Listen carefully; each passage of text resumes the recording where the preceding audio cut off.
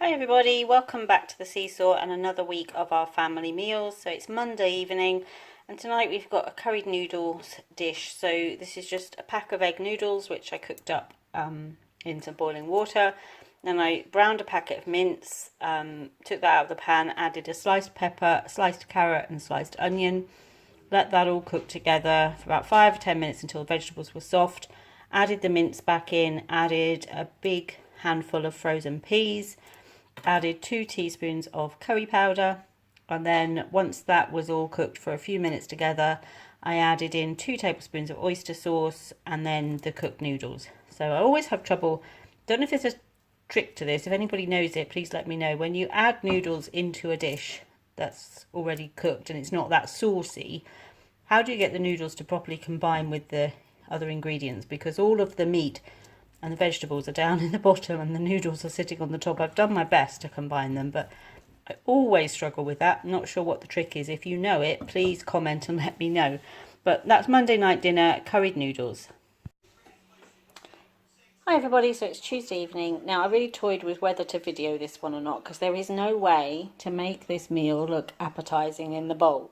But the flavour makes up for it. So I appreciate what it looks like, but but we've got white rice in the bottom, and then this is a curried sausage mixture. So what I do with this is I make a curry sauce that I've been making for years with vegetables in it.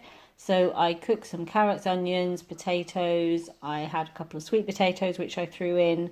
I had a bit of sliced butternut squash which I threw in, almost like you're making a vegetable soup, and put in some chicken stock to cover it.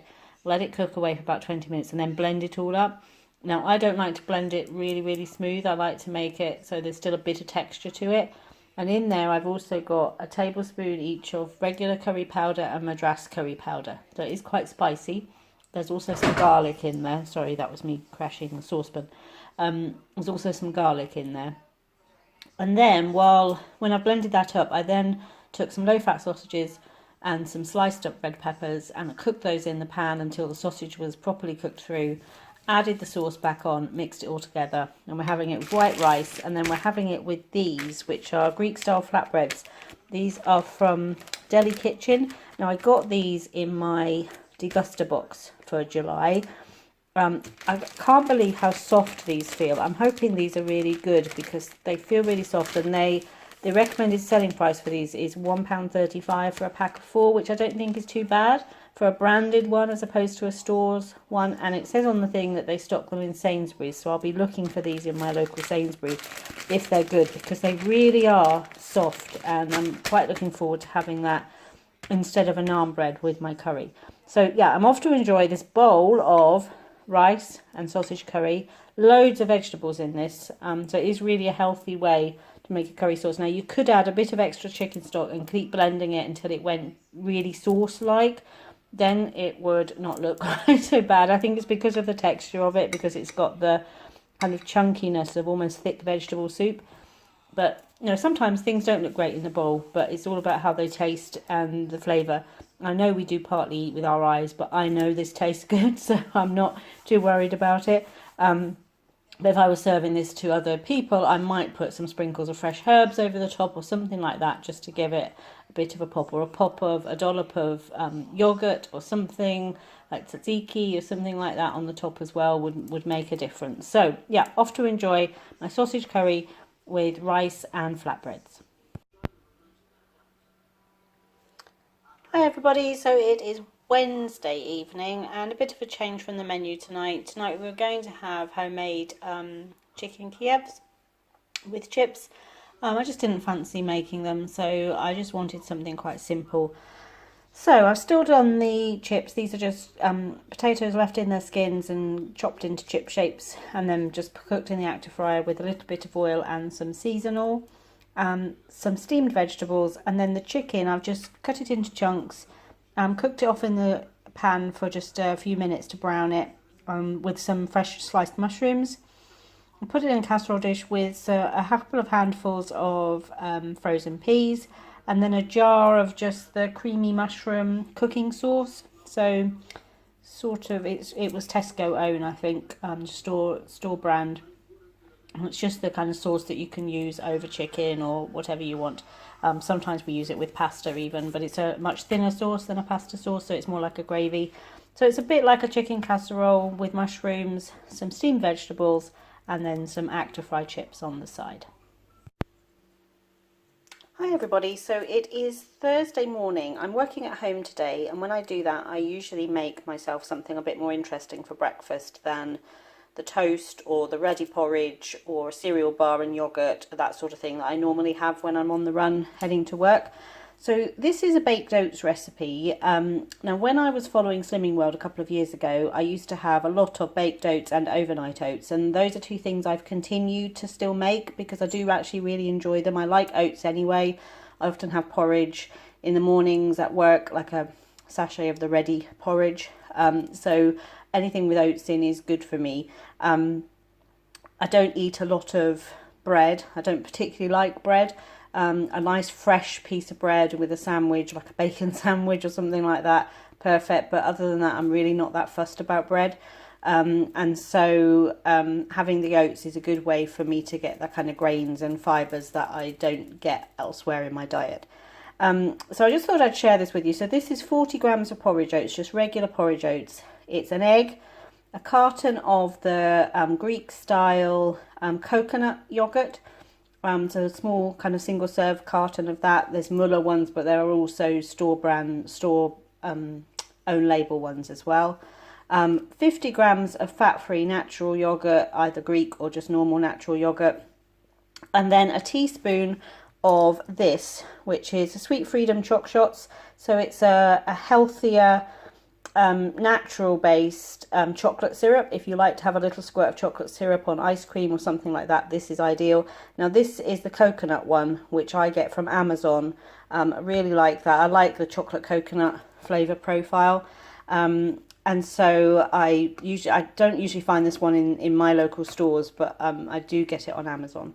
So you just mix all of that, sorry, throwing my spoon around. You just mix all of that up into a bowl, put it into a little container, and bake it at 180 degrees for about 35 minutes. Sometimes takes 40 minutes, just depends really, I think, on the size of the egg that you put in.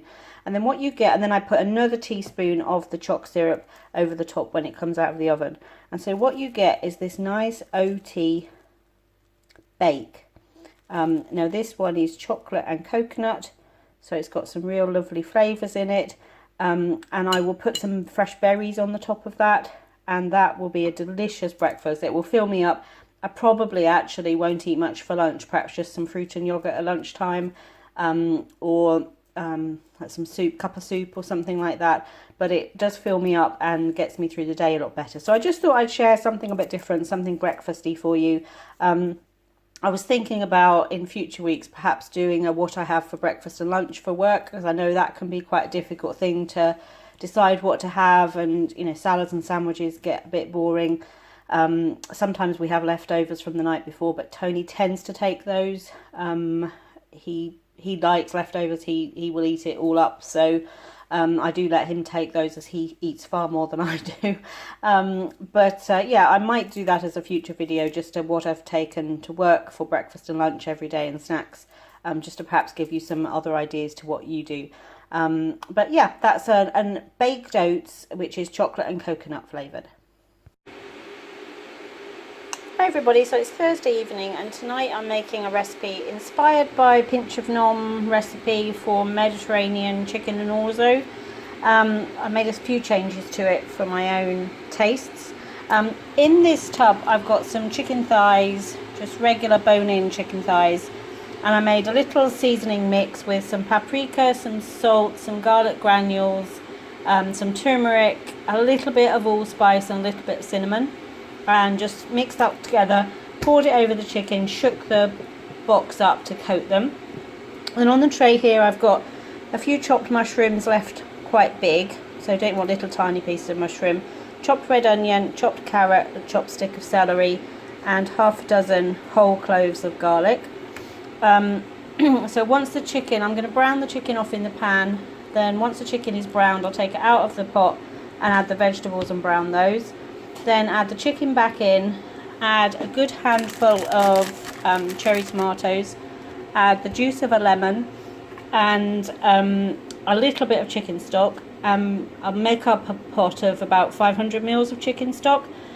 I'll put a little bit of it in, cover the pot and put it in the oven at 180 fan for about half an hour. Then take it out, add in some orzo and the rest of the chicken stock, and let it cook again uncovered this time for about another 20 minutes until the pasta is all cooked through. And then I've just got some over here, some flat leaf parsley just to sprinkle over the top. So about to get started on this. We'll show you what it's like when it's all finished, but I just wanted to show you what went into the dish. And so there's our finished chicken with Mediterranean orzo. You can see the orzo cooks up. It's little tiny grains of pasta, but it does look like rice when it's cooked. That's Caleb's. He's got his chicken cut up as he prefers it that way. And then I've got 2 of the chicken thighs with the orzo and lots of the vegetables with mine. Caleb's only got carrots with his. So yeah, looking forward to this Mediterranean seasoned chicken thighs with orzo and vegetables. Hi everybody, so it's Friday night again, yay, another week over. Caleb just has 2 more days left at school next week and then he's done for the summer. I was going to make homemade Chinese chicken broccoli tonight, but I had a load of eggs that needed using, some extra cheese, some bacon in the fridge, so we just decided to have our old favourite Brinner. So I've got cheesy scrambled eggs with some mushrooms, a sausage, a bacon medallion, some baked beans and the little diced potatoes that we cook in the active fryer. And that's just got a little sprinkle of season all over it. Toney's got cheese and mushroom omelette. He's got sausage and bacon, beans and potatoes to add to his plate. And then Caleb's got cheesy scrambled eggs. He wanted to add a little bit of ham to the top of his. He's got a sausage, some bacon, ketchup, as he doesn't eat baked beans, and again a few of the potatoes. So Friday night, the last Friday of the summer term. Caleb's had a great term. He won the achievement certificate for his class for the summer term. So each class awards 1 certificate, and he's brought home a great school report. So a great year in year 4 for Caleb, ready to go to year 5 in September when he turns 10. And that's a bit scary, going into double digits. But anyway, we're off to enjoy our Friday night Brinner. Hi everybody, so it's Saturday evening and tonight we're having a simple meat ragu sauce we've got cheesy mashed potatoes and steamed vegetables. So this is a sauce that can form the basis of a lot of things. You can use it to start a chili, you could use it for a shepherd's pie or cottage pie, you could use it to have as a pasta sauce or to use in a lasagna or something like that. So we're just having it basic tonight with as a savoury minced ragu, with the cheesy mash and steamed veg. And all it is it's 2 packages of mince. So we use minced turkey as we don't eat, or Toney doesn't eat beef. You could use any mince or any combination of mince. And then so I cooked off a couple of onions in some oil, added the mince, let it all cook together for about 10 minutes, added in 2 chopped carrots, a handful of chopped button mushrooms that was just some left in the pack, a stick of celery and a handful of frozen peas. Let that cook together for about 5 minutes, or there was also some garlic in with the onion. And then added 2 cans of chopped tomatoes, a couple of good squirts of tomato puree, and about just a little bit more than half a cup, so about 1/4 pint of chicken stock.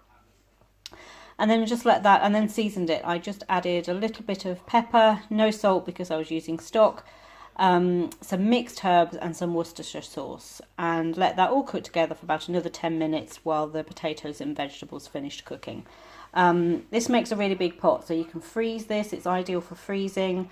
Certainly you can have it a different way the next day with something else, so it's a really quite an economical dish to make that you can make stretch quite far. So that's mine, that is Caleb's. And if you look over here, actually, Toney's still to get his, but there is a lot left in this pot. So this will do us for some leftovers as well as we go back to work on Monday. We're having sausage and mash tomorrow night, so won't need it for tomorrow, but we'll certainly do for some lunch leftovers with perhaps some pasta or something like that. So definitely makes a lot. Really economical. You can stretch it, you can fill it with whatever vegetables you like. So, if you've got some, you could add some peppers, you could add some courgettes, you could add some sweet corn instead of the peas, or as well as the peas. So really whatever you've got is a good way to use up the veggies in the drawer at the end of the week. So yeah, that's our Saturday night tea. It is a savoury mince ragu with cheesy mashed potatoes and steamed vegetables. So Sunday night has rolled around again, and tonight for a change we're having a bangers and mash Sunday supper. So Caleb's got 2 sausages, some mashed potatoes and some steamed mixed vegetables. He and Tony have got the regular Cumberland sausage, I think it's Tesco Finest. And then I've got the same, but I've got these Sainsbury's skinny ones, sausages. That actually looks burnt. It's not, it's just the side of it that was down on the roasting pan. But we actually like our sausages to be kind of crispy on the outside, a little bit overcooked on the outside, because we don't like sausages that then are mushy when you go to eat them. So yeah, so that looks really overcooked compared to the other two, but it's really not. It's just the light in here. It's not really any different to the other two. So yeah, and we've got gravy with that. So Sunday night, and we're having a sausage supper.